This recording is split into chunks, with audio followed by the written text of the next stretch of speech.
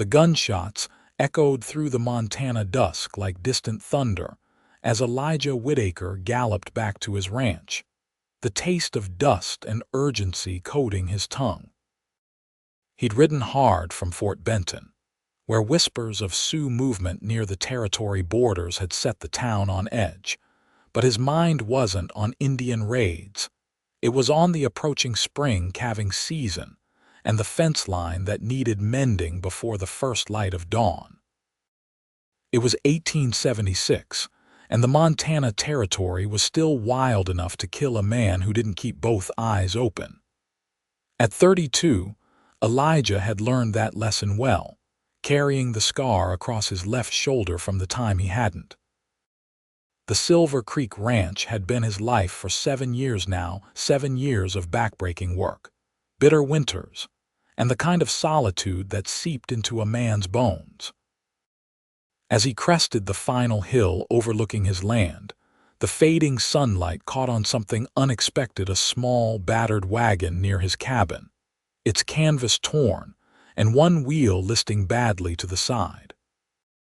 Elijah's hand moved instinctively to the Colt revolver at his hip as he urged his horse forward, eyes scanning for movement.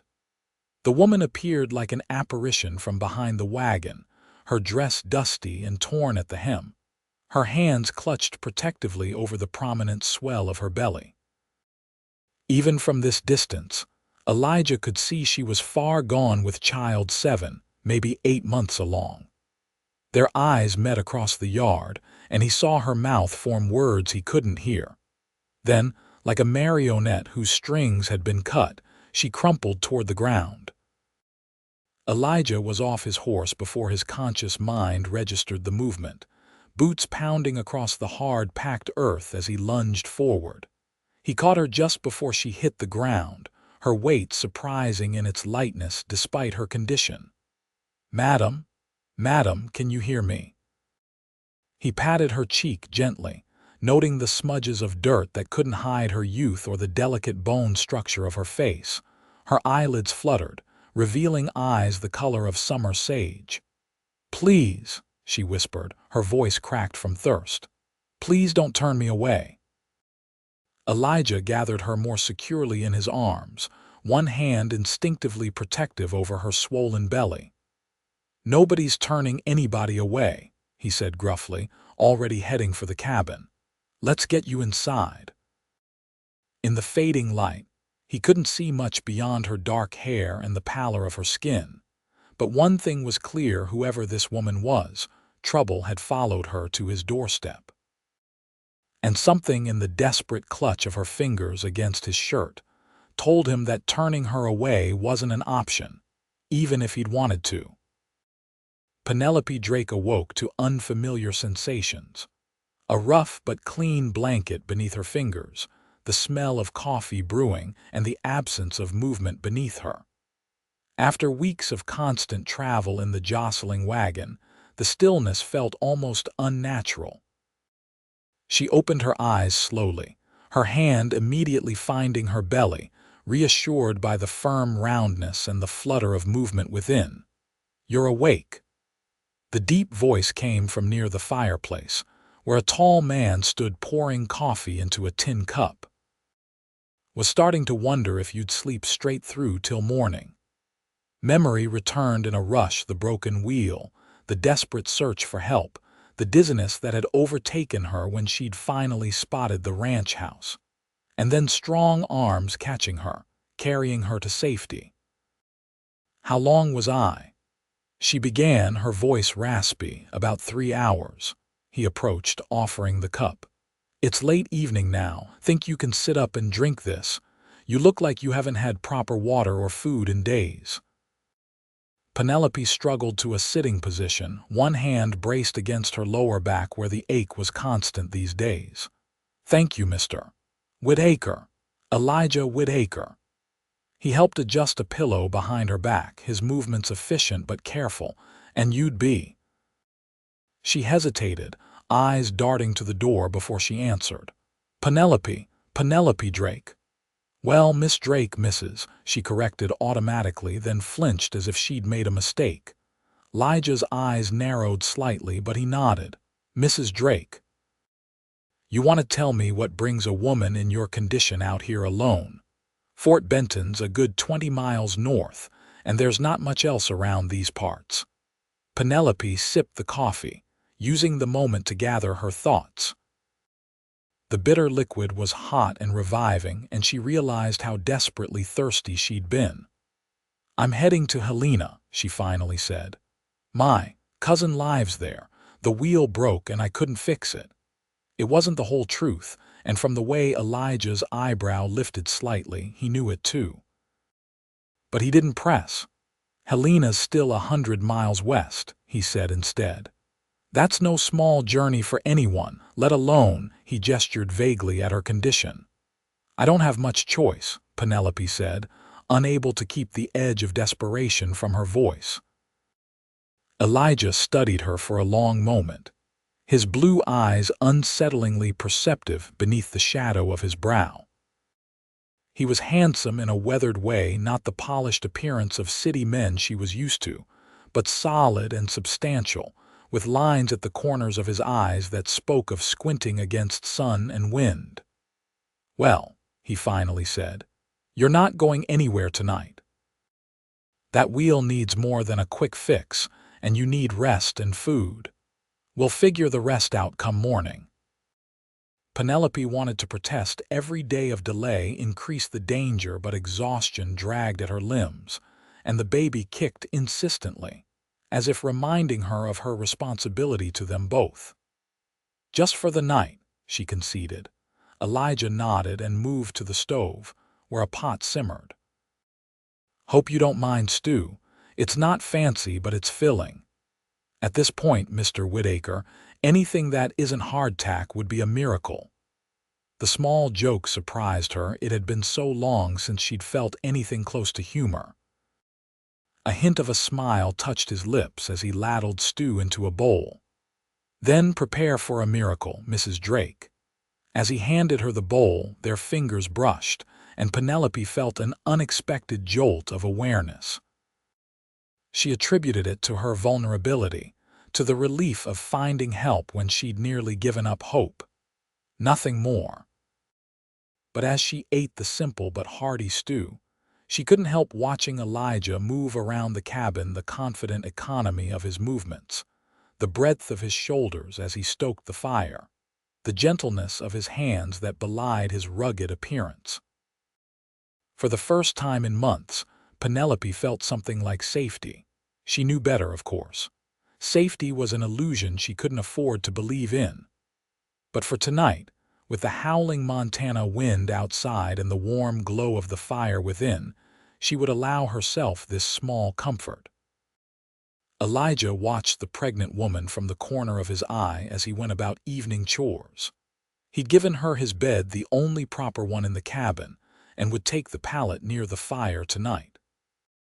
She'd protested weakly, but exhaustion had won out, and now she slept, one hand curled protectively over her belly even in slumber.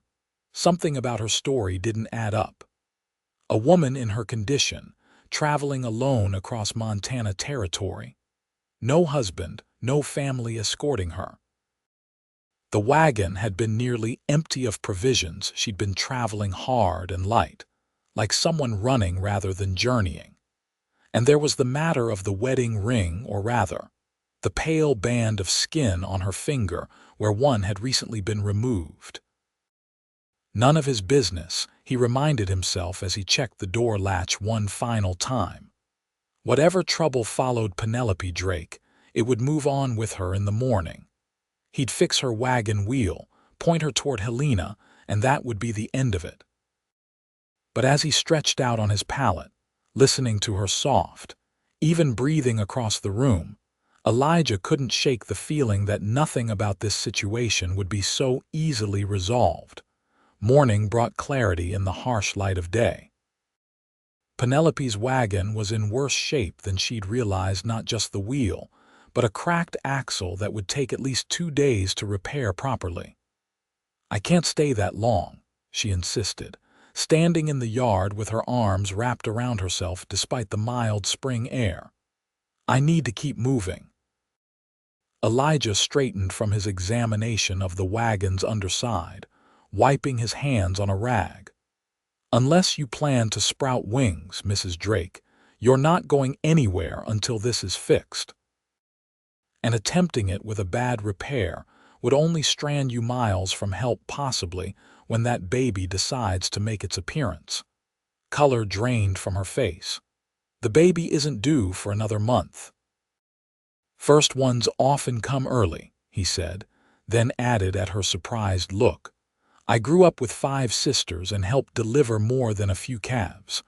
I know enough to know you shouldn't be alone on the trail right now." Something like fear flickered in her eyes before she masked it. "Mr. Whitaker, I appreciate your concern, but you don't understand my situation." "You're right," he agreed easily, tossing the rag onto his workbench. "I don't, because you haven't told me what it is. But whatever or whoever you're running from, 2 days delay won't matter if you don't make it to Helena at all." Penelope stared at him, clearly torn between indignation at his presumption and recognition of the truth in his words. Finally, her shoulders slumped slightly. 2 days, she conceded. "No more." Elijah nodded, relieved she wouldn't risk herself and the baby with foolish haste. "I've got ranch work that needs doing. Can't sit around watching you all day. Think you can manage not to faint again if I leave you to rest in the cabin?" A spark of something pride, perhaps, flashed in her eyes. "I'm perfectly capable of caring for myself, Mr. Whitaker. The fainting was unusual. I hadn't eaten properly in several days." He frowned at that. "Well, there's food in the pantry. Help yourself. I'll be back midday to check on things." As he saddled his horse, he could feel her watching him from the porch, a small figure with her hand resting on the swell of her belly. It had been a long time since a woman's presence had disrupted the orderly rhythm of his life. Longer still since one had occupied his thoughts as he rode out to check his cattle. The spring sunshine was warm on his back as he moved through the herd, counting new calves and checking for signs of illness or injury. Normally, this work centered him, but today his mind kept drifting back to the cabin and its temporary occupant. What kind of man allows his pregnant wife to travel alone through dangerous territory? The question circled his thoughts like a hawk searching for prey.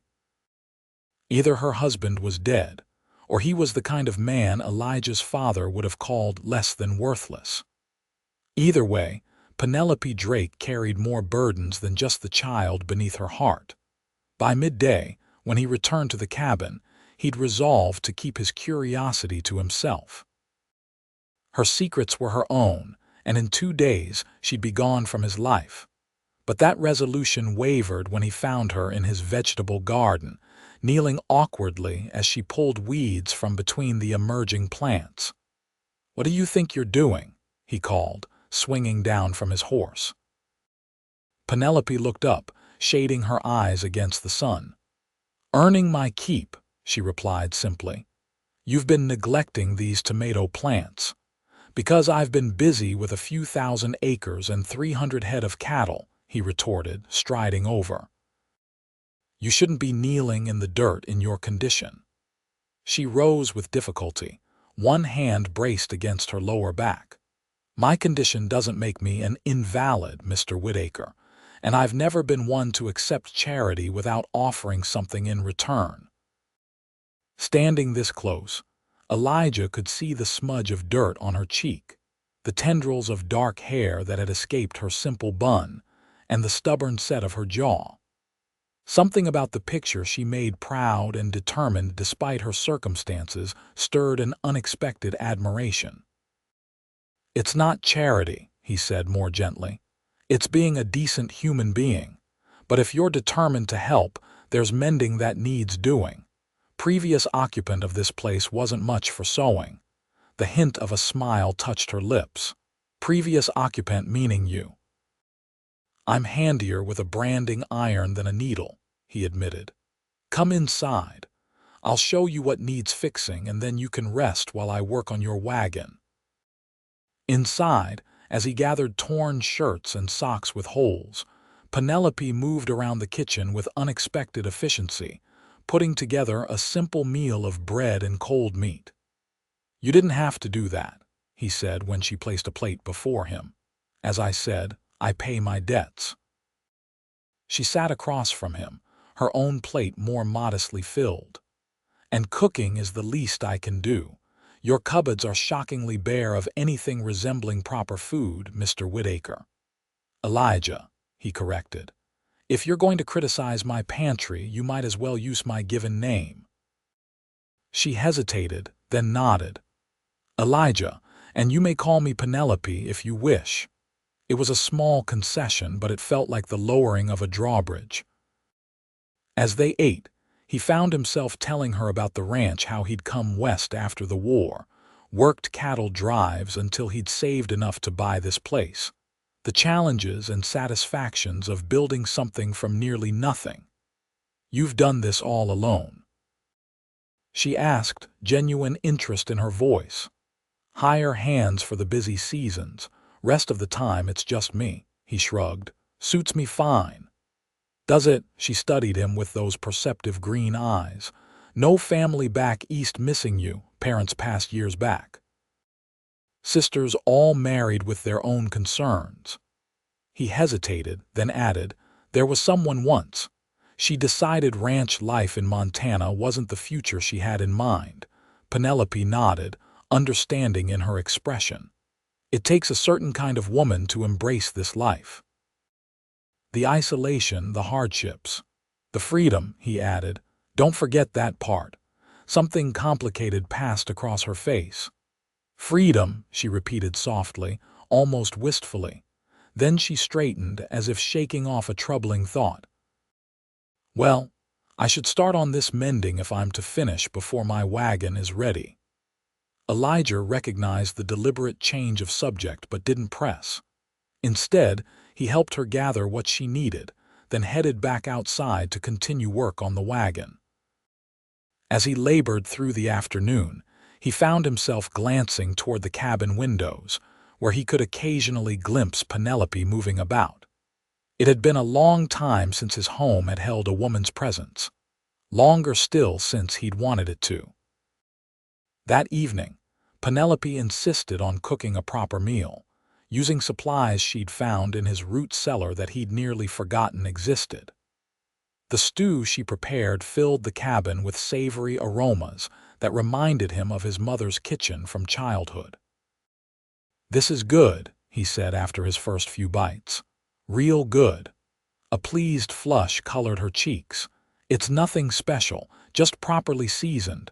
You had herbs growing wild near your garden that you weren't using. Never had much time for cooking fancy." "There's nothing fancy about food that actually tastes like something," she retorted, but her tone was light, almost teasing. As they ate, he noticed the way she occasionally pressed a hand to her side, a brief flicker of discomfort crossing her face before she masked it. "Baby giving you trouble?" he asked. She looked surprised at his perception. "Just active. Always seems to know when I'm trying to rest. My sister Caroline said her firstborn nearly kicked his way out. Said sometimes the only thing that settled him was walking." Penelope smiled, a genuine expression that transformed her face. "This one does seem to quiet down when I'm moving, makes sleeping a challenge. Can't be easy traveling in your condition." The smile faded, wariness returning to her eyes. "No," she agreed after a moment, "but necessary." Elijah studied her across the table. In the lamplight, with her guard momentarily lowered, she looked younger than he'd initially thought, perhaps 23 or 24. Too young to be carrying the weight he saw in her eyes. "Penelope," he said carefully, "I'm not a man who pries into others' business. But if you're in some kind of trouble, I'm not a criminal if that's what you're asking," she interrupted, her voice tight. "Wasn't what I was thinking. But if someone's after you, someone who might come looking, I'd rather not be caught unprepared." She was silent for so long he thought she wouldn't answer. Then, staring down at her plate, she spoke in a low voice. "My husband is dead, or at least I hope he is." The words hung in the air between them. Elijah waited, sensing there was more. "He was not a kind man," she continued, each word seemingly dragged from her. "Not in public, where he was Nathaniel Drake, respected businessman of St. Louis, but behind closed doors." She touched her cheek, a gesture so automatic he suspected she wasn't aware of it. "3 months ago, he beat me so badly I nearly lost the baby. When I recovered enough to stand, I took what money I could find and ran." Anger, hot and immediate, surged through Elijah's chest. "And you've been running ever since," she nodded. "His family has connections everywhere, it seems. I've changed direction twice when I've heard rumors they were asking about a woman matching my description. And Helena, is there really a cousin there?" "Yes, my mother's niece. We weren't close, but she married a miner and moved west years ago. It's the only connection I have that his family might not know about." Elijah leaned back in his chair, processing this information. "You said you hope he's dead." A shadow crossed her face. "The night I left, he was drunk, angry. He fell down the stairs as I was trying to get away. He wasn't moving when I fled. I don't know if he survived, and I couldn't stay to find out." "Self-defense," Elijah said firmly. "Any judge would see that. Perhaps, but his family owns half the judges in Missouri and my word against theirs." She shook her head. "I can't take that chance, not with my baby's future at stake." The fierce protectiveness in her voice when she spoke of her child struck Elijah deeply. Here was a woman who had risked everything, her security, her reputation, perhaps even her life, to protect her unborn child from a man who should have treasured them both. "Well," he said after a moment, "no one will find you here. Not for the next couple of days, anyway. And by then, your wagon will be ready for the journey to Helena." Gratitude flickered in her eyes, but also uncertainty. "I've already imposed too much. If anyone comes asking, I'm not in the habit of turning desperate women over to men who mean them harm," he interrupted, his voice hard. "My father would rise from his grave and tan my hide if I did." A ghost of a smile touched her lips. "He sounds like a good man." He was. Elijah stood, gathering their empty plates.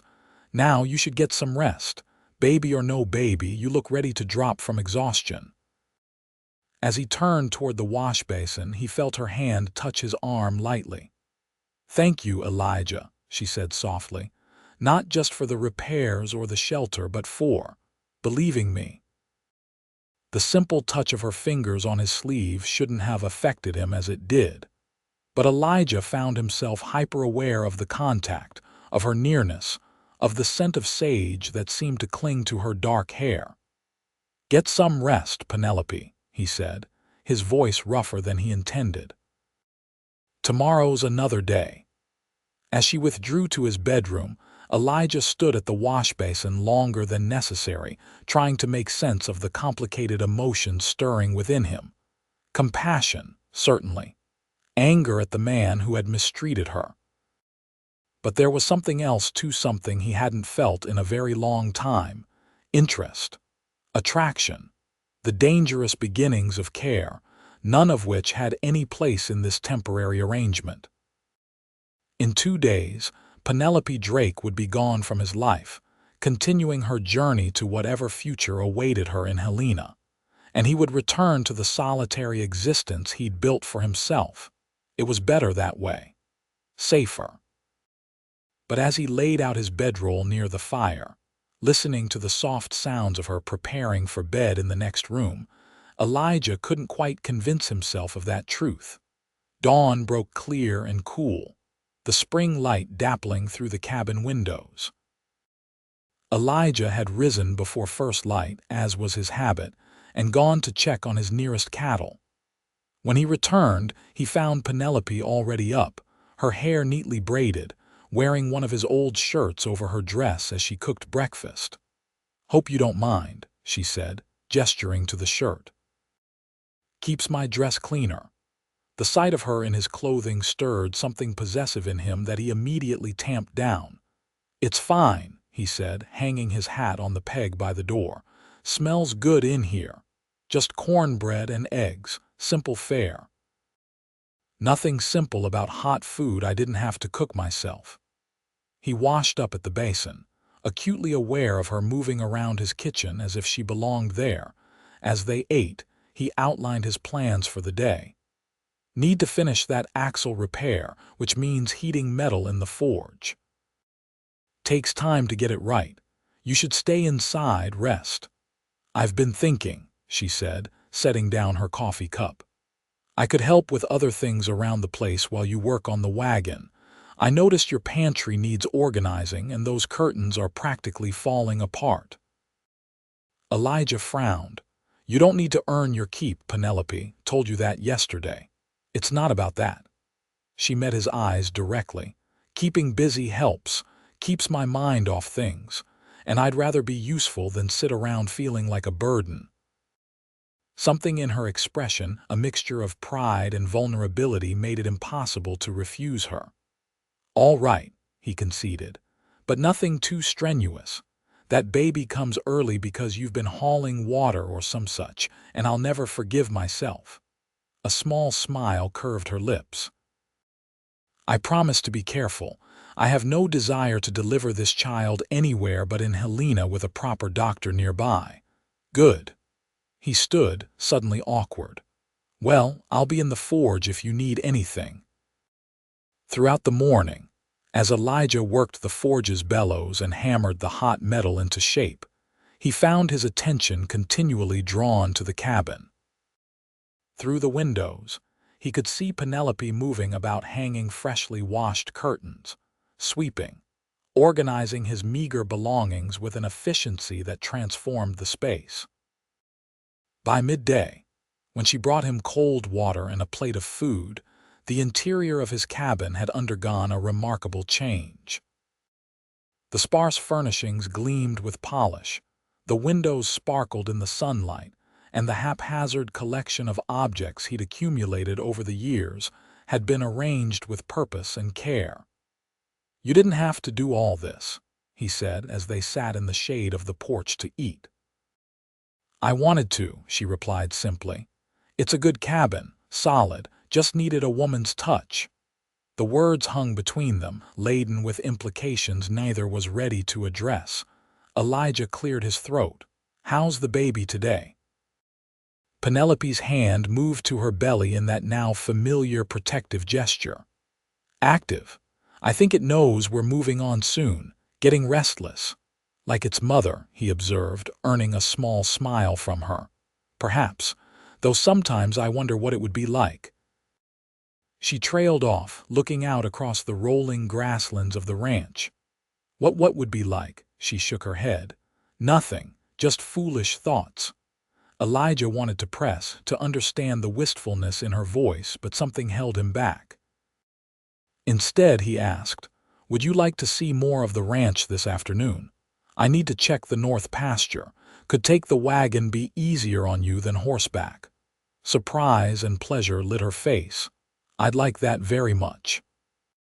An hour later, they were driving along the rutted track that led through Silver Creek Ranch's best grazing land. The spring grass was lush and green, dotted with wildflowers that painted the landscape in swaths of purple, yellow, and white. It's beautiful, Penelope said, gazing out at the vista of mountains in the distance. So open, so free. That's what drew me here, Elijah admitted. After the war, couldn't stand being hemmed in. Needed sky overhead and space to breathe. You fought for the Union, he nodded. 3 years. Came home different like most did.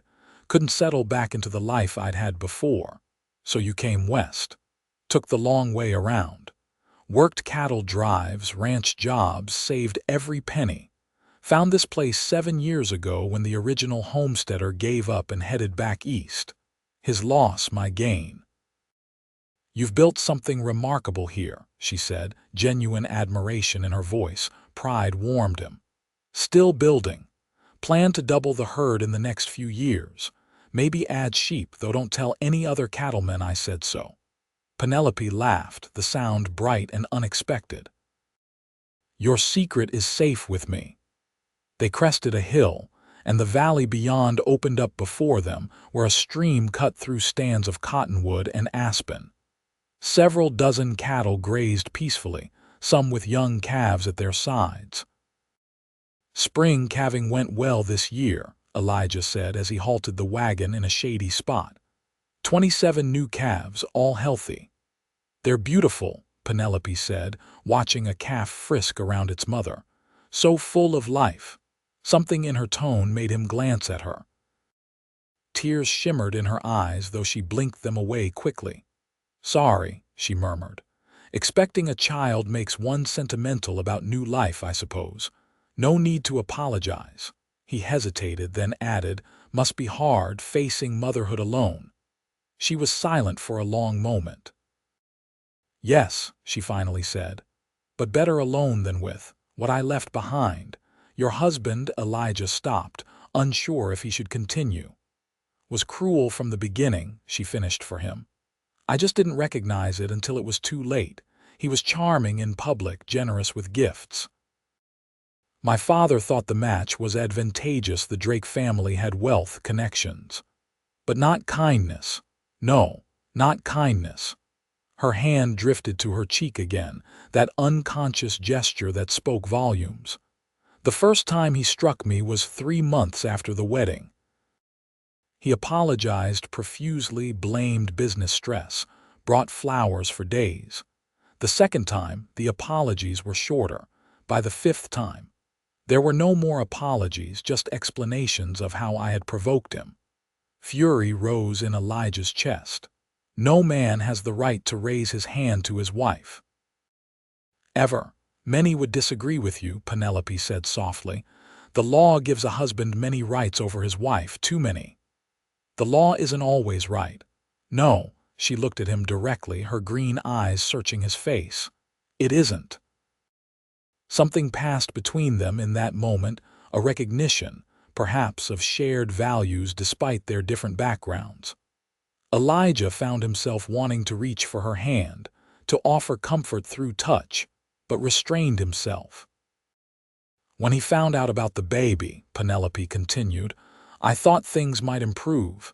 Instead, they worsened. He accused me of trapping him, though the child was what he had demanded from the beginning of our marriage. The night I left, he had been drinking heavily. Said horrible things about the baby, about what would happen when it was born." Her voice faltered. "I knew then that I had to leave, not just for my sake, but for my child's." "You did the right thing," Elijah said firmly. "The only thing." "Yes." She straightened her shoulders. "I've never regretted leaving, only that I didn't do it sooner. Before." Her hand moved to her belly. "Before the baby," she nodded, a shadow crossing her face. "I wonder sometimes what kind of mother I'll be, what lessons I'll pass on. I don't want my child to grow up fearful, or to think that love and pain go hand in hand." "You won't let that happen," Elijah said with certainty. "The fact that you're worried about it tells me that." Penelope gave him a grateful look, then gasped slightly, pressing her hand more firmly against her side. "What is it?" he asked, alarmed.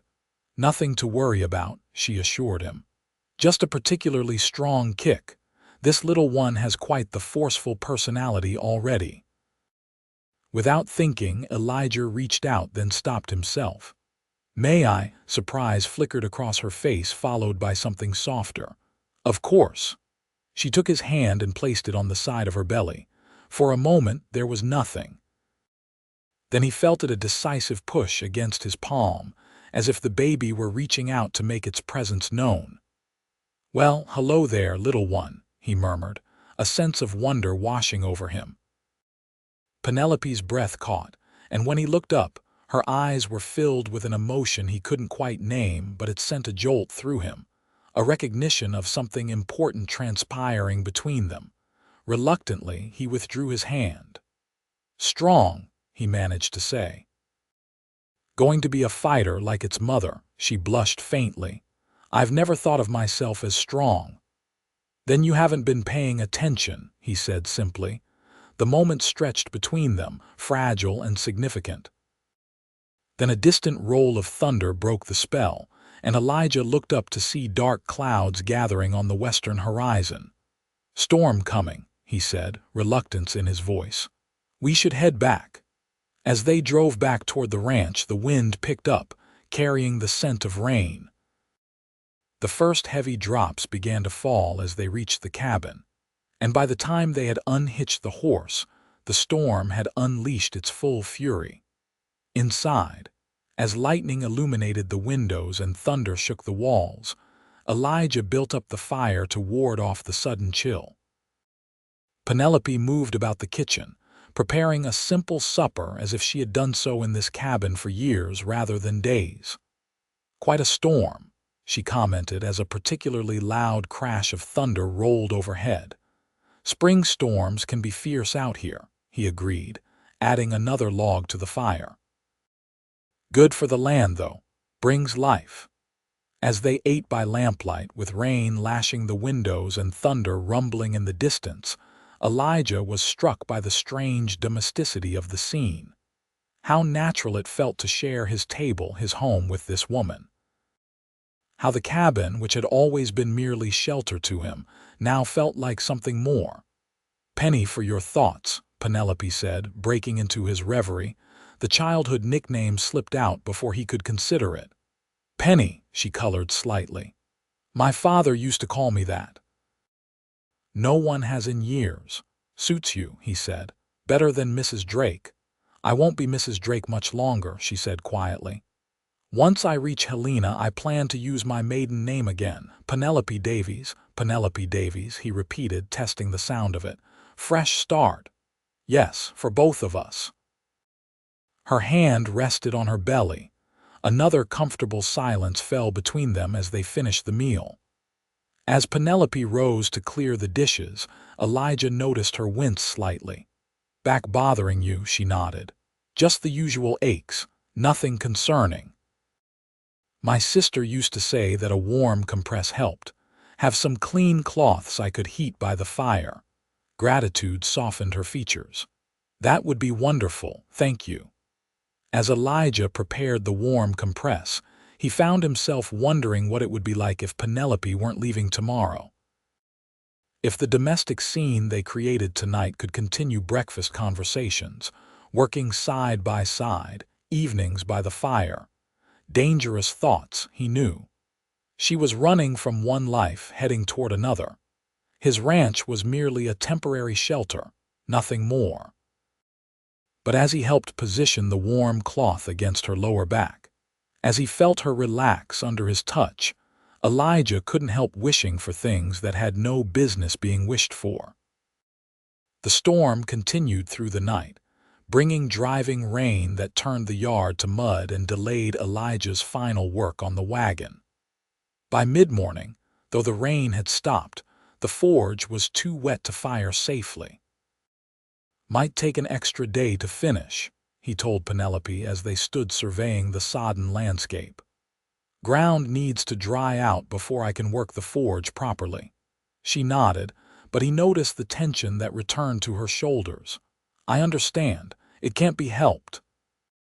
Does one more day make a difference? He asked carefully. I don't know. She hugged her arms around herself. I've been moving for so long it feels strange to stay in one place. Dangerous somehow. No one's going to find you here, he assured her. Even if they were looking in this territory, which seems unlikely given how far you've come. You're probably right, but the worry remained in her eyes. To distract her, he suggested a different project for the day, preparing a small garden plot where she could plant some of the seeds she'd brought with her. Might as well leave something growing behind you, he said. Be nice to have fresh vegetables come summer. The activity seemed to help calm her nerves.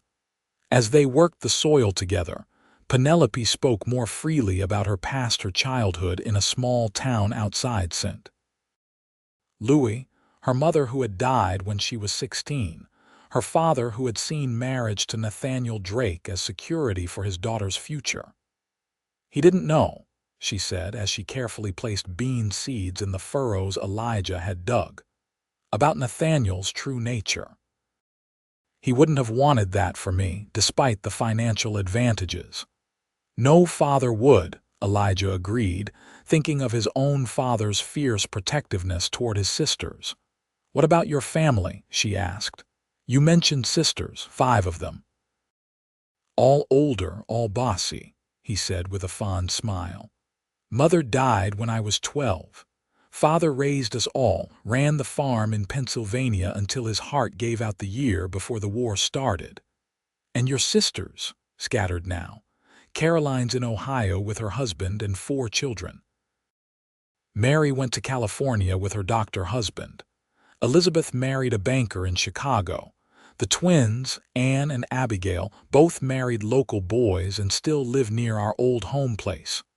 You must miss them, he nodded, surprising himself with the admission. Letters aren't the same. But they've got their lives, I've got mine. Don't you get lonely out here? The question was soft, tentative. Elijah paused in his digging.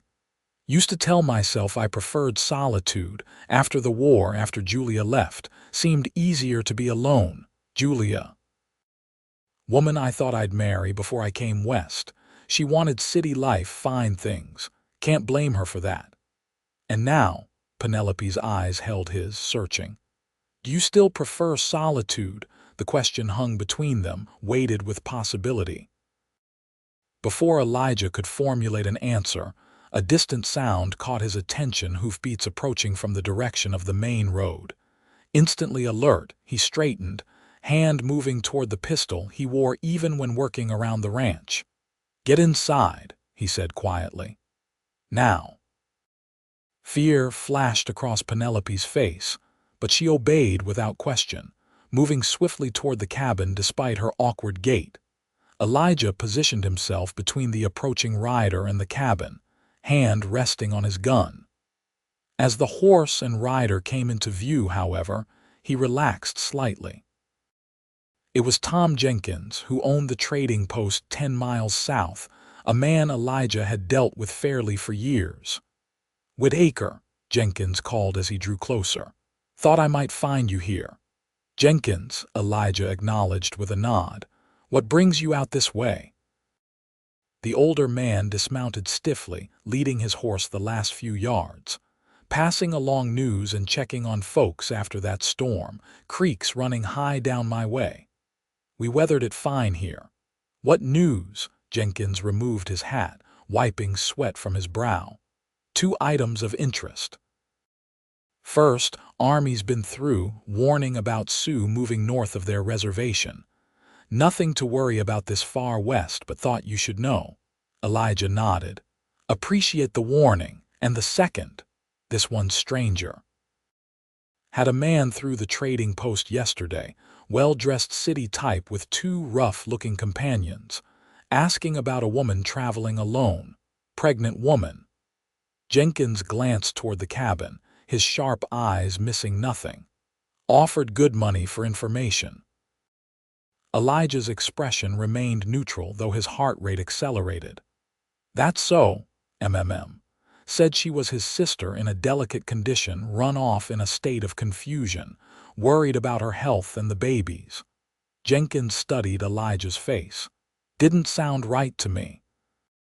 Man had cold eyes, if you know what I mean. Did you tell him anything? Jenkins snorted. Told him I hadn't seen any lone women, pregnant or otherwise. Territory's no place for such travel. He paused. Was I lying, Elijah? For a long moment, the 2 men regarded each other. Then Elijah said quietly, You weren't lying to him, Tom, but I'd appreciate it if you'd continue not seeing anything if he comes back. Understanding dawned in the older man's weathered face. Thought as much. Man gave his name as Drake. Nathaniel Drake. Said he's staying in Fort Benton for a few days, waiting for information. Ice formed in Elijah's gut. Nathaniel Drake alive. not dead as Penelope had hoped and much closer than she had feared. "I'm obliged for the warning, Tom." Jenkins nodded, then lowered his voice. "Whatever trouble that woman's in, I reckon she had good reason to run from a man with eyes like his. My Rebecca, God rest her, always said I was a good judge of character. That man's character wouldn't fill a thimble." Relief washed through Elijah. "Your Rebecca was right about you." "Well."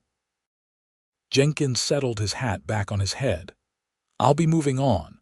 Told that Drake fellow I'd ask around, report back if I heard anything. Reckon I'll have nothing to report."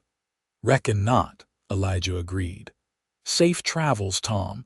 As Jenkins rode away, Elijah stood motionless in the yard, mind racing.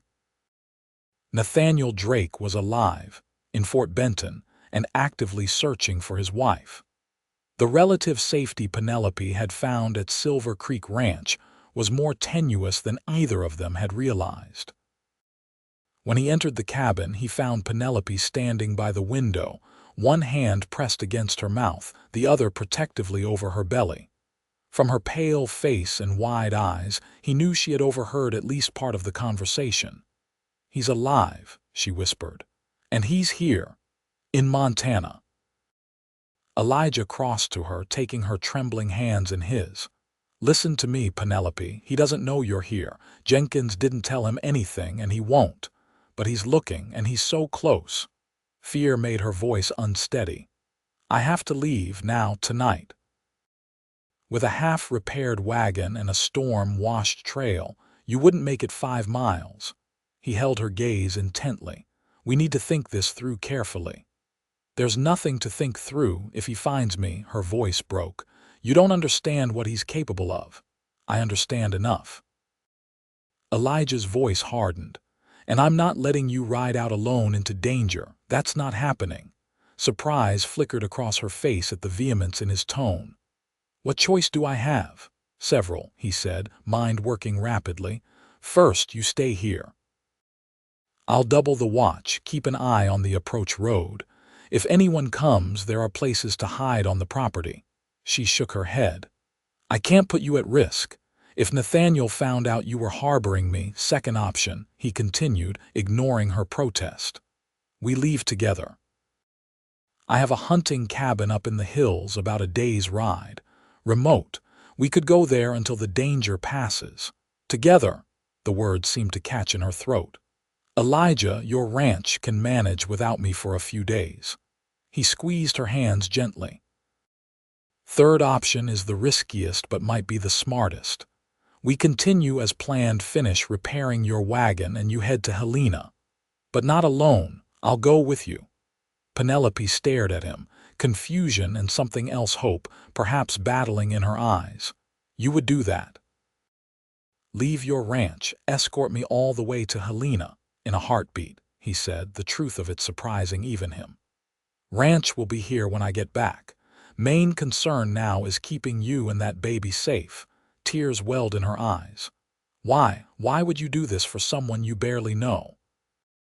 The question hung between them, demanding an honesty Elijah hadn't been prepared to face.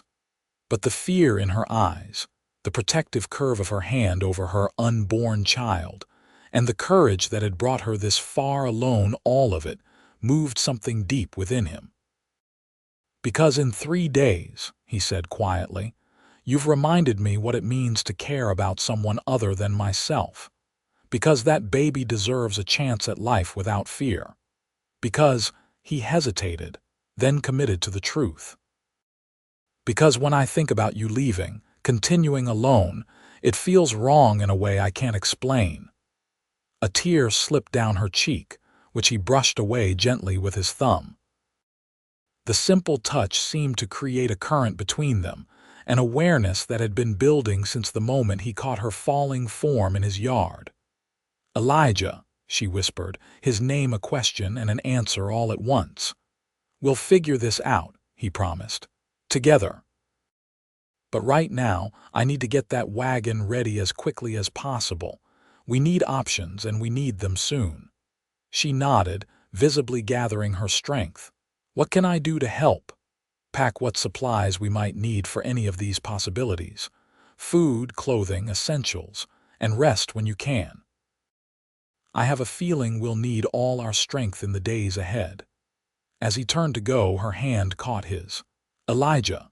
Her voice was steady now, determined.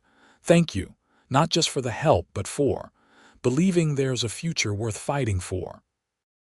He covered her hand with his, allowing himself the briefest moment to imagine what that future might look like if circumstances were different.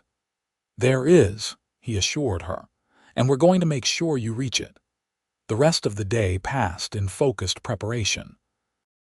Elijah worked tirelessly at the forge, now dry enough to fire safely, completing the repairs to Penelope's wagon with a speed born of necessity.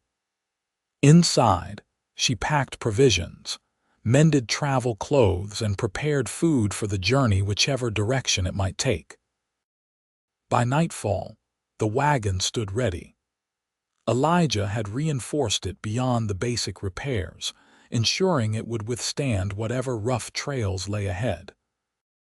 Inside the cabin, packs were prepared for each possible scenario.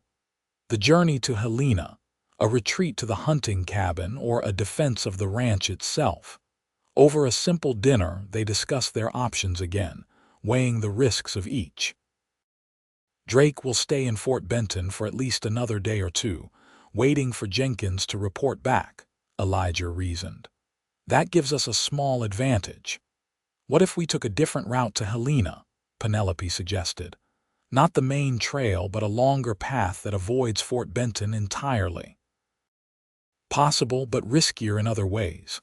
Less traveled trails mean more chance of breakdowns with no help nearby, more danger from natural hazards or hostile Indians."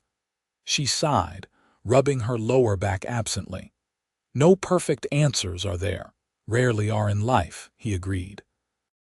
"But I'm leaning toward escorting you to Helena.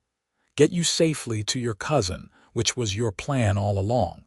Once you're there, in a town with law enforcement, it would be harder for Drake to harm you without consequences."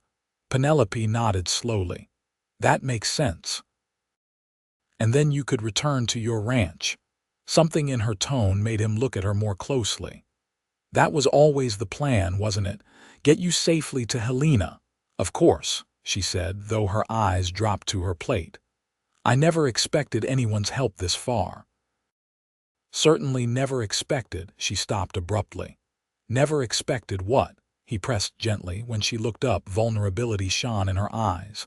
"To find someone like you, someone who makes me wonder if—" She shook her head. "It doesn't matter, we have more immediate concerns." Before he could respond, she gasped suddenly, her hand flying to her side. "What is it?" Alarm shot through him as he rose from his chair. "I don't know," she said, her voice tight with pain. "Something's not right, the baby." Another gasp, sharper this time, and she doubled over. When she straightened, fear was etched across her features. "Elijah, I think the baby might be coming." "Now," he moved to her side instantly. "But you said it wasn't due for another month." "It's not," she confirmed, panic rising in her voice. "It's too early. And the pain, it's different than the practice contractions I've been having. More intense." As if to emphasize her point, another spasm gripped her, and she clutched his arm, her fingernails digging in through his shirt sleeve. When it passed, she looked up at him with wide, frightened eyes. "What do we do? There's no doctor for miles." Elijah took a deep breath, forcing calm into his voice. "First, let's not panic. Babies come early sometimes. My sister's first was 3 weeks early and healthy as a horse." He helped her to her feet. "Let's get you more comfortable, and I'll heat some water." As he guided her toward the bedroom, another contraction hit, stronger than the last, making her cry out. When it passed, she whispered, "I'm afraid, Elijah. Something doesn't feel right." Fear gripped his heart, but he kept his expression steady. "I've helped birth calves and was there when my sister had her baby. Between the two of us, we'll manage, but I need you to be brave. Can you do that?" She nodded, her face pale but determined. "I can try." The next hours passed in a haze of pain and determination. Elijah moved between heating water, preparing clean cloths, and supporting Penelope through increasingly intense contractions. As midnight approached, her water broke, and the reality of the situation became starkly clear. The baby was coming, ready or not. "Tell me what to do," he said, kneeling beside the bed where she lay, sweat dampening her hair and nightgown. Through clenched teeth she managed, "Just stay with me. Don't leave." "I'm not going anywhere," he promised, taking her hand. She gripped it with surprising strength as another contraction tore through her. When it passed, she looked at him with a clarity that belied her physical distress. "If something happens to me, nothing's going to happen to you," he interrupted fiercely. "If it does," she insisted, "promise me you'll protect my baby. Get it safely to my cousin in Helena." The request struck him like a physical blow. "Penelope, promise me, Elijah." The intensity in her eyes left no room for argument. "I promise," he said solemnly, "but it won't come to that. You're going to be fine. Both of you." She managed a weak smile before another contraction claimed her. This one lasted longer, and when it ended, she whispered, I think I need to push." The next hour was the most intense of Elijah's life. He had delivered calves, tended wounded men during the war, but nothing had prepared him for the raw power and miracle of human birth. Penelope's courage astounded him through pain that would have broken many men. She remained focused, determined, following his inexpert guidance as they worked together to bring her child into the world. And then, just as the first hint of dawn lightened the eastern sky, a cry pierced the cabin, the indignant wail of a new life announcing its arrival. "A boy," Elijah said, his voice thick with emotion as he wrapped the squalling infant in a clean towel. "You have a son, Penelope." Tears streamed down her face as he placed the tiny bundle in her arms. "He's so small," she whispered, counting fingers and toes with trembling hands. "But strong," Elijah assured her, marveling at the perfect miniature features, the shock of dark hair, the tiny nose, the determined set of the mouth that continued to cry lustily. "Listen to those lungs. He's going to be just fine." Penelope looked up at Elijah, her face transformed by a joy that transcended exhaustion. "We did it," she said wonderingly. "He's here. He's safe." "Yes." Elijah found himself unable to look away from the tableau before him, mother and child, vulnerable yet infinitely precious. Something shifted within him, a certainty taking root where uncertainty had been. "You both are." After tending to Penelope and helping her clean up, Elijah took the baby briefly while she rested, cradling the tiny form against his chest as he stood by the window. The newborn had quieted, his eyes a newborn's dark blue, blinking up at the man who had helped bring him into the world. "Hello, little man," Elijah murmured. "You've had quite a journey already, and you're not even a day old." Tiny fingers curled reflexively around his much larger one, and the simple gesture unlocked something in Elijah's heart, a tenderness he hadn't known he possessed, a protectiveness that went beyond physical safety to encompass all the hopes and possibilities this new life represented. When Penelope stirred, he brought the baby back to her, settling them both comfortably before bringing her water and the broth he'd prepared. "Have you thought about a name?" he asked as she nursed the infant with a natural grace that belied her inexperience. She nodded. "I've had months to consider it. If it was a girl, I was going to name her after my mother, Elena, for a boy." She looked down at her son's face. "Thomas, after my father. Thomas Elijah Davies." Surprise and a profound emotion Elijah couldn't name swept through him. "Elijah." "If you don't mind," she said softly. "He might not have made it into this world without you, neither of us might have." "I'm honored," he managed to say, his voice rough with feeling. "More than I can express." She smiled, tired but radiant. It suits him, I think. A strong name for a brave journey ahead. The mention of the journey ahead sobered Elijah. With the baby's early arrival, their plans had been upended. Penelope couldn't travel for at least a week, possibly more. And Nathaniel Drake was still out there, somewhere, searching. "We need to rethink our strategy," he said, sitting carefully on the edge of the bed. "You need time to recover, and the baby needs a stable environment for at least a few days." Worry creased her brow. "But if Nathaniel is searching, we have allies," Elijah reminded her. "Jenkins won't betray your presence here, and I can send word to a few trusted friends to keep an eye on Drake's movements without revealing why I'm asking." "And then what?" he considered carefully before answering. "Then, when you're strong enough, we three will head to Helena together. Not by the main road, but by the less traveled paths I know. It will take longer, but be safer." "Three," she repeated softly, looking down at her son. "It still seems unreal.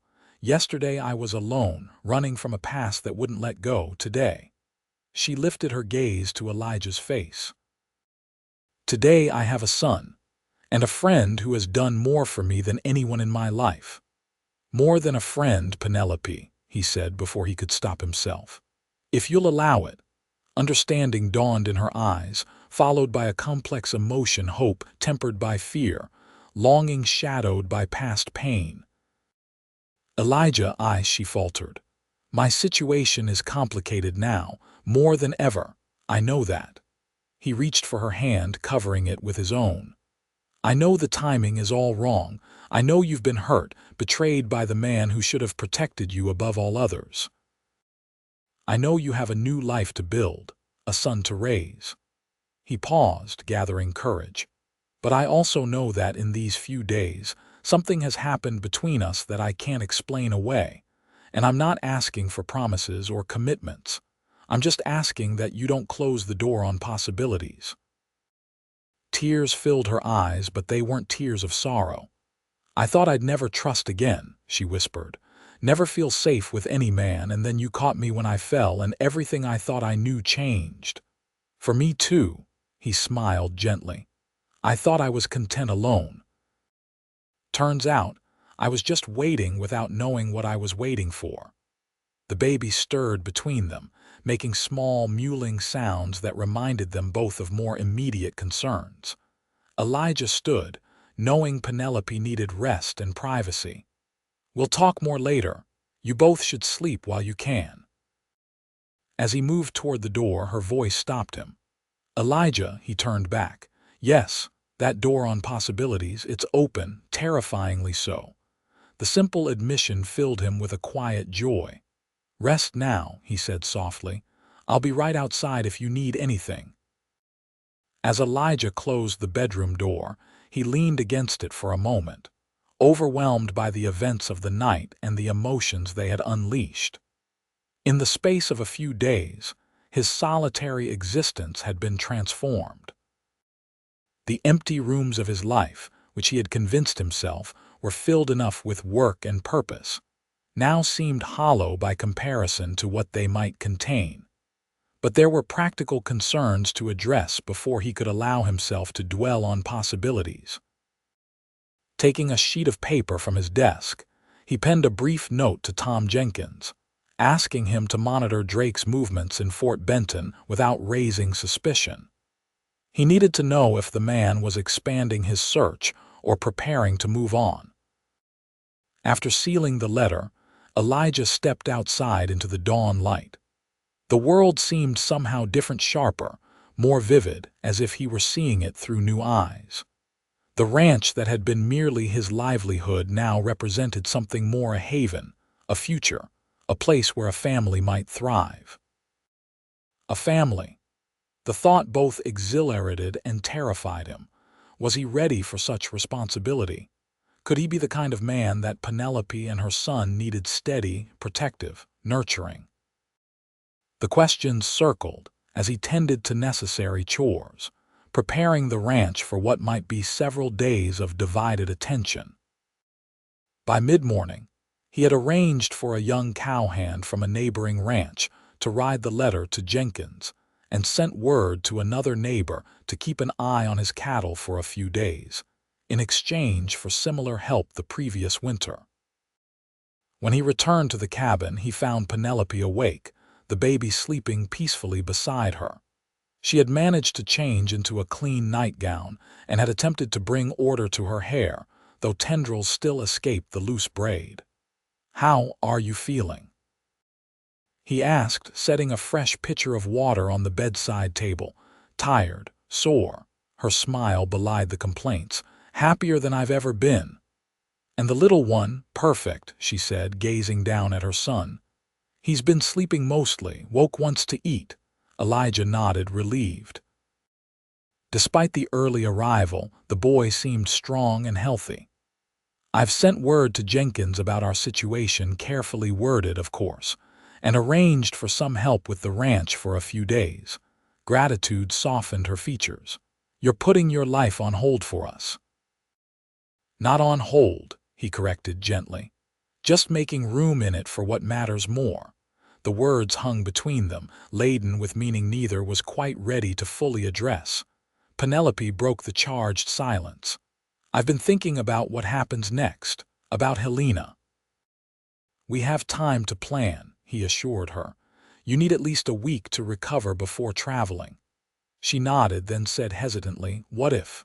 What if we didn't go to Helena?" The question caught him off guard. "I thought your cousin is a relative I barely know," she finished. "Someone I was reaching for because she represented the only connection I had left in the world." She paused, gathering courage. "But that's not true anymore, is it?" Hope flared in Elijah's chest, but he tempered it with caution. "Penelope, if you're considering staying because you feel obligated or grateful—" "No," she interrupted firmly. "Not obligation, not just gratitude, though I do owe you my life and my son's." She met his gaze directly.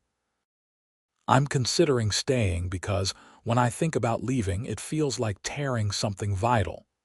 Because in a few days, you've shown me more kindness, more respect, more understanding than I've known in years. Because when you look at me, I don't feel like someone's possession or problem, I feel like a person of value." Emotion tightened Elijah's throat. "You are of immeasurable value," he managed to say. "Both of you." "And so are you," she said softly. "To us." He moved closer, sitting carefully on the edge of the bed. "If you stayed—" He hesitated, wanting to be absolutely clear.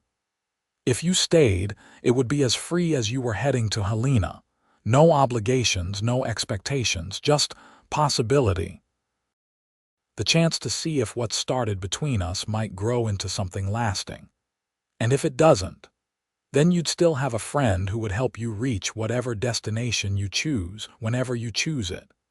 Penelope reached for his hand, her fingers cool against his calloused palm. "And Thomas, what would he be to you?" The question went to the heart of the matter. Elijah looked at the sleeping infant, so small and vulnerable, yet already claiming a piece of his heart. "If you'll allow it," he said slowly, "he would be my son in every way that matters. Not replacing the memory of his father that will be your choice to share or not when he's older, but filling the role in truth rather than name." Tears welled in her eyes, but her voice was steady. "I want him to know only kindness and strength from the man he calls father. I want him to learn how a man should treat a woman by watching you. I want—" her voice caught. "I want him to be safe and loved and free to become whoever he's meant to be." "That I can promise," Elijah said, his voice rough with emotion, "for as long as you'll both have me in your lives." The baby stirred, tiny fists waving as he woke. Penelope gathered him close, soothing him with gentle words. Then she looked up at Elijah, a new resolve in her eyes. "Silver Creek Ranch," she said. "It has a nice sound to it, a good place for new beginnings." Joy surged through Elijah, tempered with understanding of the leap of faith she was taking. "Are you sure?" Helena offered certainty, a clean break. "No," she corrected gently. Helena offered continued running, another temporary shelter, more fear. She looked around the cabin, which already bore the touches of her brief presence. This offers something I'd nearly forgotten was possible. A home, not just a place to stay, but somewhere to belong. Elijah's heart felt too full for words. Instead, he leaned forward, slowly enough that she could withdraw if she wished, and pressed his lips to her forehead in a gesture of tenderness and promise. "Welcome home, then," he whispered against her skin. "Both of you." The next week passed in a blur of adaptation and planning. Elijah divided his time between ranch chores, caring for Penelope and the baby, and fortifying the cabin against potential threats. Though Jenkins reported that Drake remained in Fort Benton, seemingly extending his search to surrounding areas, Elijah took no chances with the safety of his newfound family.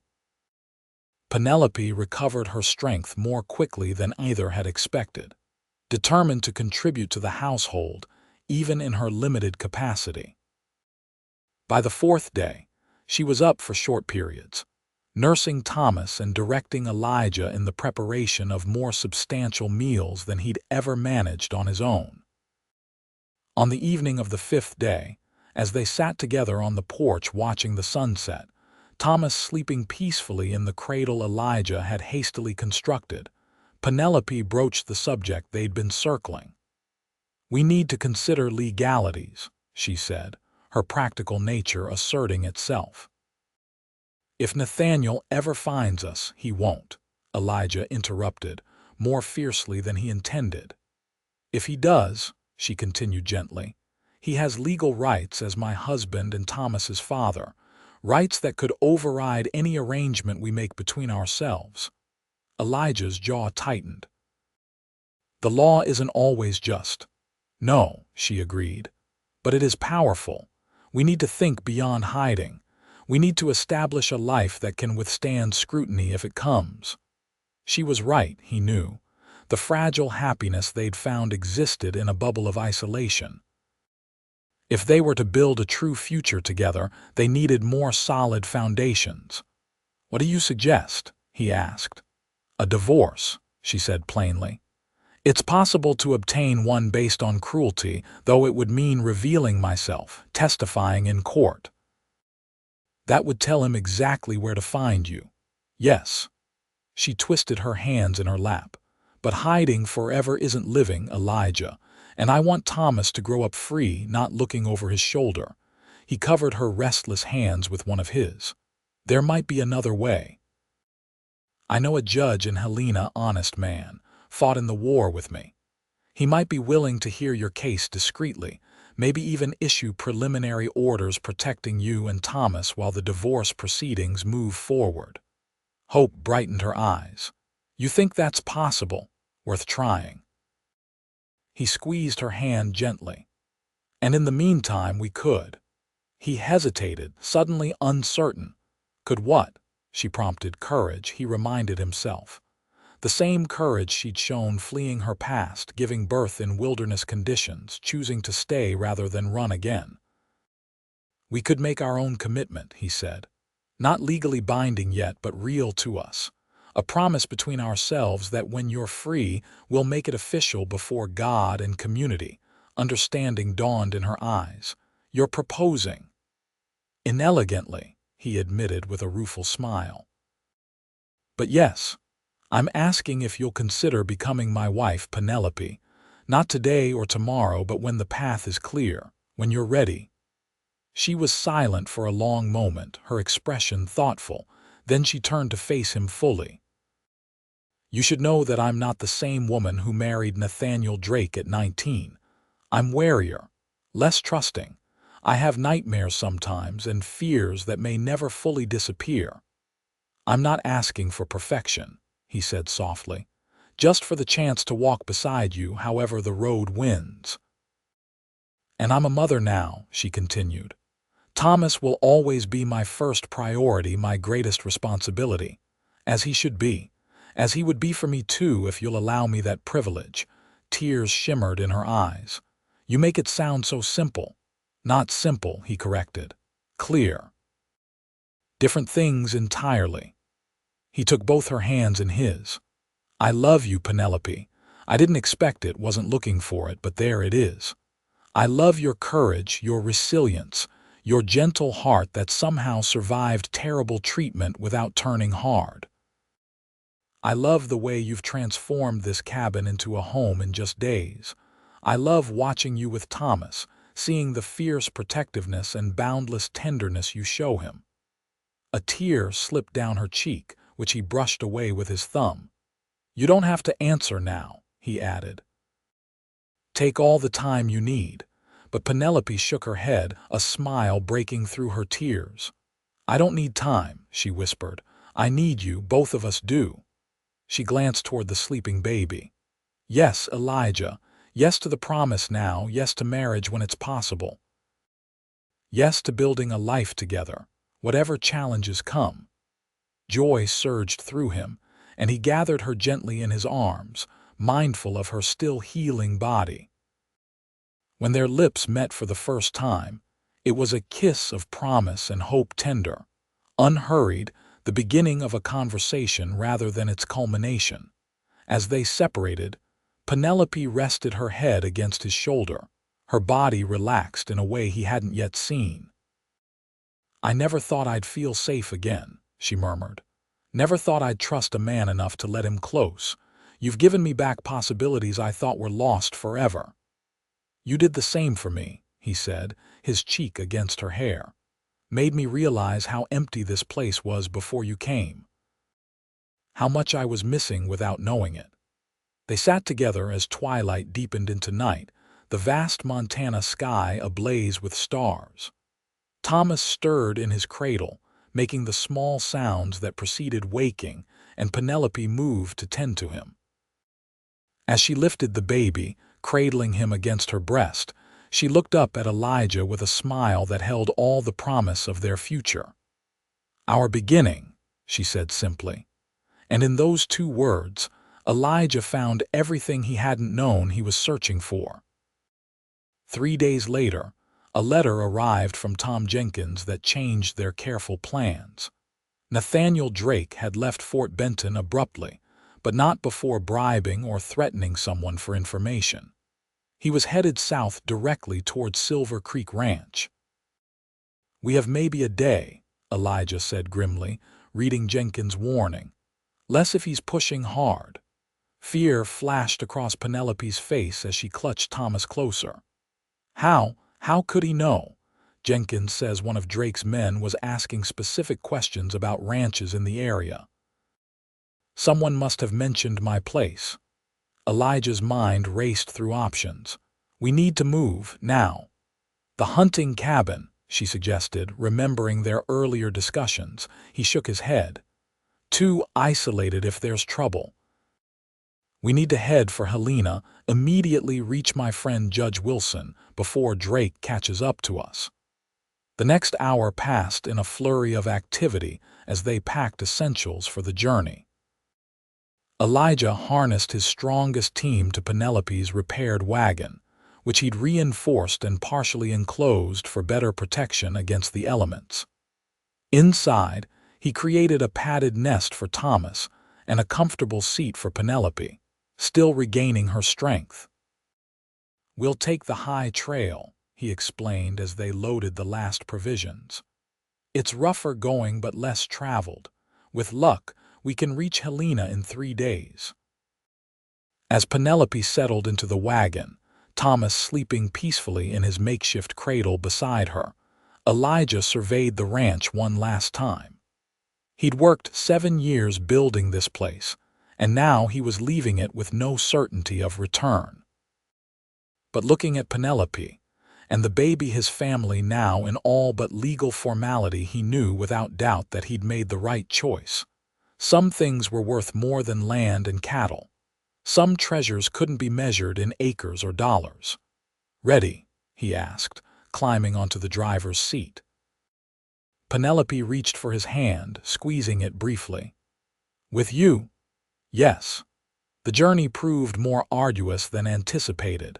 Spring rains had washed out sections of the trail, forcing detours that cost precious time. By the end of the first day, they had covered less ground than Elijah had hoped, and Penelope was exhausted despite her determination. They made camp in a sheltered grove, where Elijah built a small, nearly smokeless fire for warmth and cooking. As they ate a simple meal, he kept his rifle close, eyes scanning the darkening forest around them. "You think he's following us already?" Penelope asked, voice low as she nursed Thomas. "Can't be sure," Elijah admitted, "but best to assume he is and stay vigilant." That night, they slept in shifts, Elijah taking the longer watch while Penelope rested between Thomas's feedings. In the pre-dawn chill, as she took her turn keeping guard, Elijah woke to find her staring into the dying embers, her expression resolute. "I won't let him take Thomas," she said without preamble. "Whatever happens, Elijah, promise me our son will be safe." "Our son," he repeated, the simple phrase filling him with fierce protective love. "I promise, Penelope. With everything in me, I promise." They broke camp at first light, pushing harder despite the difficult terrain. By midday, they had reached the highest point of the trail, where it wound through a narrow pass between towering granite outcroppings. It was there that disaster struck. The sound of a rifle shot cracked through the mountain air, followed by the splintering of wood as the bullet struck the wagon inches from where Elijah sat. He reacted instantly, pulling Penelope and Thomas down below the wagon's sides. "Stay down," he ordered, reaching for his rifle. 3 riders appeared on the trail behind them, Nathaniel Drake in the lead, his city clothes incongruous against the wilderness backdrop, flanked by 2 rough-looking men whose hands rested on holstered pistols. "That's far enough, Whitaker," Drake called, his voice carrying clearly in the mountain air. "I've come for my wife and child. Send them out, and you might live to see sunset." Elijah's jaw tightened as he positioned himself between the wagon and the approaching men. "Your wife doesn't want to see you, Drake." "And the child isn't yours to claim." Rage contorted Drake's features. "The law says otherwise. That woman is my property, and so is whatever brat she's whelped." He gestured to his companions. "Hand them over now, or these men will take them from your corpse." Inside the wagon, Penelope clutched Thomas to her breast, heart pounding with terror but mind surprisingly clear. This moment, this confrontation, had haunted her nightmares for months. But now that it was here, she found an unexpected calm in the certainty of what must be done. Carefully, she secured Thomas in his cradle, covering him with blankets. Then she reached for the small pistol Elijah had insisted she carry, a weapon she'd prayed never to need, but had learned to use during their journey. "I won't surrender my son," she called, emerging from the wagon with the pistol held steadily before her. "And I am not your property, Nathaniel. Not anymore." Surprise flashed across Drake's face, followed by ugly amusement. "Look at the little wife playing with guns," he sneered. "You always were prone to hysterics, Penelope. Come home now, and I might be persuaded to forgive this lapse in judgment." "There's nothing to forgive," she replied, her voice stronger than she had thought possible. "I left a marriage that was nothing but cruelty and abuse.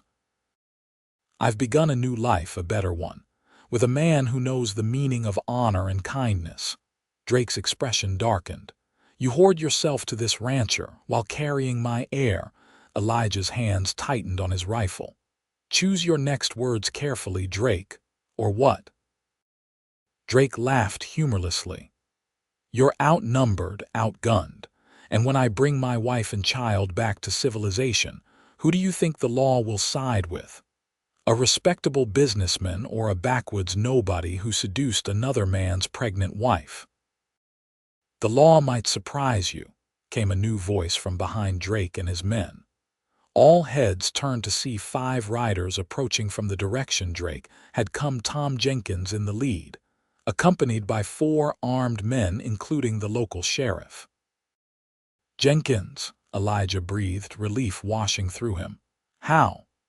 "Got worried when you didn't check in at the first relay point," the older man explained, moving his horse forward. "Decided to follow just in case. Good thing we did." The sheriff, a weathered man with a no-nonsense demeanor, addressed Drake directly. "Mr. Drake, I'm Sheriff Harlow of Helena County. I've had some interesting communications from Missouri about you. Seems there are questions about your business practices and the suspicious circumstances of your wife's departure." Color drained from Drake's face. "Whatever you've heard is a lie. This woman is mentally unstable, prone to delusions. The bruises she arrived with in Fort Benton weren't delusions," Jenkins interrupted. "Nor was the testimony of your household staff about the state she was in when she fled. You've been investigated for months," Sheriff Harlow continued. "Your wife's disappearance merely accelerated matters. I have a warrant for your questioning regarding financial irregularities that could be called outright fraud." Penelope watched in astonishment as her former life collided with her present one, as the man who had terrorized her dreams was reduced to sputtering indignation before the law he had thought he controlled. Drake's companions, sensing the changing tide, began to edge their horses away from his side. "We were just hired to track the woman," one muttered. "Didn't sign on for any trouble with the law. You'll want to surrender your weapons," the sheriff told them firmly. "All of you." For a moment, the tableau held Drake and his men on one side, the sheriff's posse on the other, Elijah and Penelope standing their ground between. Then Drake's hand moved suddenly toward his jacket. "Nathaniel, don't," Penelope cried, seeing his intent, but it was too late. The gun appeared in his hand, aimed not at the sheriff or Elijah, but at Penelope herself. "If I can't have you back," he snarled, "no one will have you at all." Several shots rang out simultaneously. Drake jerked backward, his gun discharging harmlessly into the sky as he toppled from his horse. Elijah stood frozen, his rifle smoking, as did the sheriff and Jenkins. In the sudden silence that followed, the only sound was Thomas's startled cry from within the wagon. Penelope lowered her pistol, which she had fired instinctively as Drake raised his weapon. Her hands trembled now, the delayed reaction setting in as she realized how close they had come to tragedy. Elijah was at her side in an instant, gathering her against him as her strength finally faltered. "It's over," he murmured into her hair. "It's over, Penny. You're safe. Thomas is safe." And for the first time since she had fled St. Louis 4 months earlier, Penelope believed it might be true. The aftermath unfolded with a surprising swiftness. Drake's companions, eager to avoid charges, cooperated fully with the sheriff. Drake himself had been killed instantly, whether by Elijah's bullet, the sheriff's, Jenkins, or even Penelope's would never be determined conclusively, and the sheriff saw no need to investigate too thoroughly. "Self-defense, clear as day," he declared after taking statements from all involved. "And the warrant from Missouri stands regardless. His business partners will be interested to know their association has ended. In Helena, Judge Wilson, Elijah's friend from the war, proved as honorable and discreet as promised. Upon reviewing the evidence of Drake's abuse and financial crimes, he issued an emergency decree confirming Penelope's status as Thomas's sole legal guardian and authorizing the disposition of what assets might remain from Drake's estate to her benefit. "It's not a perfect solution," the judge admitted as they sat in his chambers, Thomas sleeping peacefully in Penelope's arms. "But given the circumstances, it provides legal protection while we sort through the formal proceedings. The death of Mr. Drake simplifies matters considerably, though I regret the violence of it. As do we all, Elijah said, his hand resting supportively on Penelope's shoulder. Our hope was for justice through the courts, not bloodshed. Sometimes justice takes unexpected paths, Wilson observed. The important thing now is securing your future. He shuffled through some papers on his desk. Which brings me to a related matter. I understand from our conversations that you two wish to marry. Penelope looked up at Elijah, the question in her eyes matching his own. Yes, she answered for them both. When it's appropriate and legal, the judge smiled. With Drake's death confirmed and these emergency orders in place, there's no legal impediment. As for appropriate timing, he spread his hands. That's entirely your decision, but should you wish it, I'm authorized to perform the ceremony whenever you're ready. Later, as they walked through Helena's bustling streets toward the small hotel where they had taken rooms, Penelope considered the unexpected turn their journey had taken. It seems almost unreal, she said, adjusting Thomas in her arms. A week ago I was in labor in your cabin, terrified of what the future might hold. Now you're free, Elijah finished, his voice gentle, free to choose your own path forward. She stopped, turning to face him fully. I've already chosen, Elijah. I chose the day I decided to stay rather than continue to Helena alone. I chose every day after, watching you with Thomas, seeing the man you truly are. His eyes softened as he gazed down at her, at the baby cradled between them. And I chose the moment I caught you falling in my yard. I just didn't know it yet. A month later, on a clear June morning with wildflowers painting the hills in vibrant color, Penelope Davies became Penelope Whitaker in a simple ceremony at Silver Creek Ranch. Judge Wilson officiated, with Tom Jenkins and a few neighboring ranchers and their wives as witnesses. Thomas, dressed in a christening gown Elijah's sister Caroline had sent upon hearing their news, slept through most of the proceedings in the arms of Mrs. Jenkins. As they exchanged vows under the big Montana sky, with the ranch house newly expanded and improved behind them, Penelope marveled at the journey that had brought her to this moment. From desperate flight to unexpected salvation, from terror to trust, from solitude to family, each step had seemed impossible until it was taken. When Elijah slipped the simple gold band onto her finger, so different from the ostentatious diamond Drake had used to mark his ownership, he repeated words not in the traditional ceremony. I promise to catch you if you fall, to stand beside you when you're strong, to honor your courage and independence as much as your gentleness. To be father to Thomas in every way that matters, to build with you a home where fear has no place and love rules above all else. Tears blurred Penelope's vision as she responded with her own promise. I give you my trust, freely and completely. I bring you my broken pieces, made stronger in their mending. I offer you a heart that has learned the true meaning of love through your actions rather than empty words. And I pledge to stand with you through whatever life brings as your wife, your partner, your friend. By the authority vested in me, Judge Wilson concluded, his voice carrying across the assembled gathering, I now pronounce you husband and wife. What God and love have joined together, let nothing put asunder. As Elijah gathered her into his arms for their first kiss as a married couple, cheers erupted from their friends and neighbors.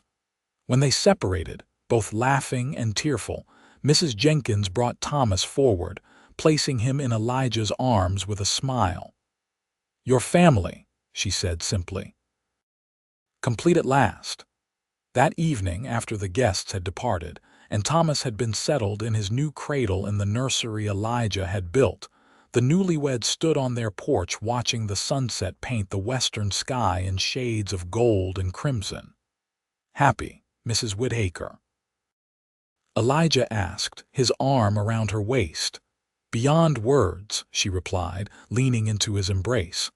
When I fainted in your yard that day, I thought I had reached the end of my strength, the limit of what I could endure alone.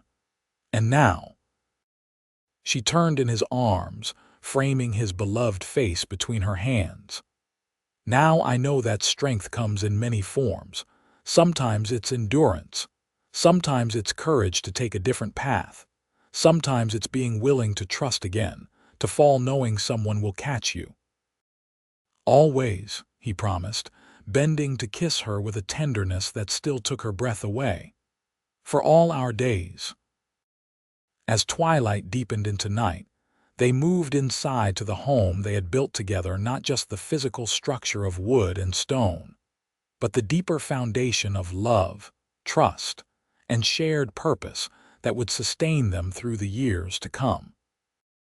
And in his nursery, Thomas Elijah Whitaker slept peacefully, secure in the knowledge, even in his infant awareness, that he was protected, cherished, and free to become whatever his future held, surrounded by love that had overcome every obstacle to claim its rightful place.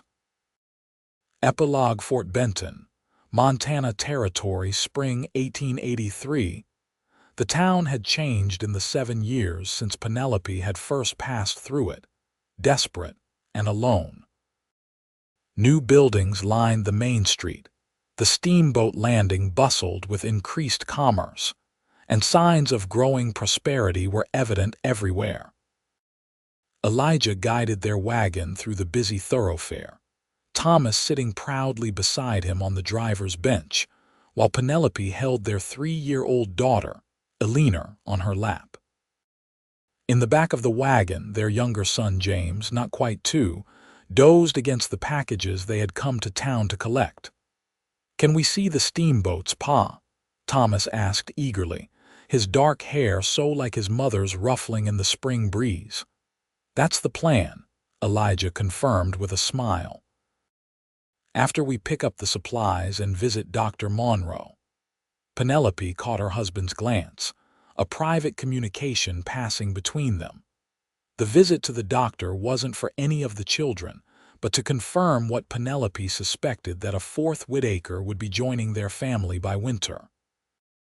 Silver Creek Ranch had prospered along with their family, now encompassing twice its original acreage, with a herd of 300 cattle and the controversial but profitable addition of 100 sheep. It had become one of the most successful operations in the county. The original cabin had been expanded into a proper ranch house, with room for their growing family and the occasional guests who found their way to the Whitakers' hospitable door. As they completed their errands and headed toward the river landing where Thomas so eagerly wanted to see the steamboats, Penelope noticed a new memorial in the town square, a simple stone marker commemorating the town's founding and growth. "Should we tell him?" she asked Elijah quietly, nodding toward the marker as Thomas ran ahead with Eleanor toddling determinedly after her big brother. Elijah considered, shifting James more comfortably in his arms as the toddler woke from his nap. "Maybe not today. He's still young. There will be time for the harder parts of the story when he's ready to understand them." Penelope nodded agreement. They had always planned to tell Thomas about his birth father someday, not the ugliness of it, but the truth that sometimes families formed in unexpected ways, that love rather than blood determined true parenthood. But at 7, he was still innocent enough to accept without question that Elijah was his father in all ways that mattered, and he was. From the first moment, Elijah had held Thomas in his arms. Through every milestone, first steps, first words, first day of school, he had been the embodiment of what a father should be. Patient, encouraging, loving, firm when needed but never cruel. The man Thomas had been named for in legal documents was a fading shadow, relevant only in the lessons Penelope had learned from surviving him, lessons about her own strength, about recognizing true worth in others, about the difference between possession and love. As they reached the riverfront, Thomas's excited voice carried back to them. Ma, Pa, look at the big boat. Can we go on it, please? Elijah laughed, setting James down to toddle toward his siblings. Not today, son, but someday, I promise. We'll take that steamboat all the way to St. Louis if you want. The casual reference to her former home no longer brought pain. Penelope had made peace with her past, even corresponding occasionally with her former maid who had married and started her own family. The Drake fortune, what remained of it after Nathaniel's partners had claimed their shares and legal fees had been settled, had been placed in trust for Thomas, a trust Elijah insisted be maintained separately from the ranch's assets, to be Thomas's alone when he reached adulthood. "He's so much like you," Penelope observed as they watched Thomas explaining something about the boats to his younger siblings with great authority.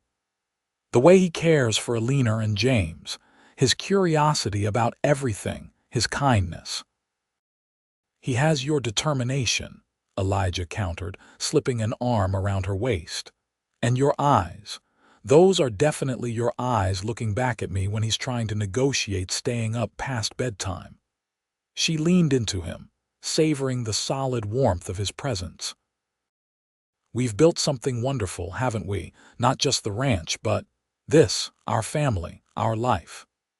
Beyond anything I imagined that day you fainted in my yard," he agreed, pressing a kiss to her temple. "Though I knew even then that you were someone extraordinary, worth catching. Worth holding on to. Worth falling for," she teased, using the double meaning they often shared. "In every sense of the word," he assured her, turning her gently to face him. "Every single day." As their children's laughter carried on the spring breeze, as the Montana sun warmed their shoulders and the river flowed steadily eastward, Penelope and Elijah Whitaker stood together on the shores of a life they had built through courage, through trust, through the simple decision to believe that love was worth the risk of falling, knowing they would always catch each other, no matter what. The end.